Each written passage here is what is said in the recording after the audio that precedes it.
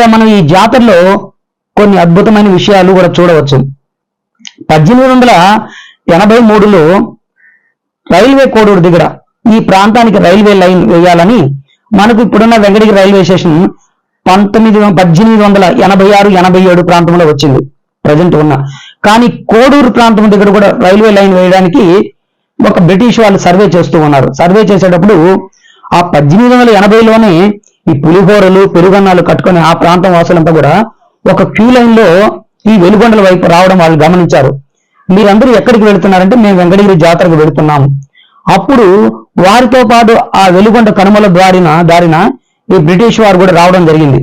వచ్చి చూసి ఓహో ఈ జాతర చాలా అద్భుతంగా, చాలా తమాషాగా, చాలా ఆహ్లాదకరంగా, చాలా ఆనందకరంగా ఉందని వారు ఇప్పటికి కూడా మద్రాస్ రైల్వే ఫీడర్స్ లో మన వెంకటగిరి జాతర గురించి ప్రస్తావించడం కూడా ఒక ప్రతి ఆర్కియాలజీ వాళ్ళు దాన్ని జాగ్రత్త చేసి ఉన్నారు. అంటే 1880లో కూడా అద్భుతంగా జరుగుతూ ఉంది, సుమారు 150 సంవత్సరాల పూర్వం కూడా. ఇక ఈ జాతర పోలేరమ్మ పొలిమేర అంటే బౌండరీ లైన్ పోలేరమ్మ పొలిమేరలో ఉండి దుష్ట శక్తులు గ్రామంలోకి రాకుండా కాపాడే తల్లి.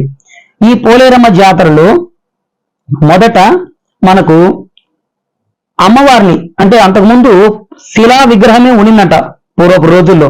కానీ ఈ బ్రిటిష్ వాళ్ళ హయాంలో ఈ హైదర్ అలీ సైన్యము దౌడు గుర్రాల దాడి అని చేసి ఊరిని తగలబెట్టడం జరిగింది. అప్పుడు ఏదో విగ్రహం ధ్వంసం అయింది.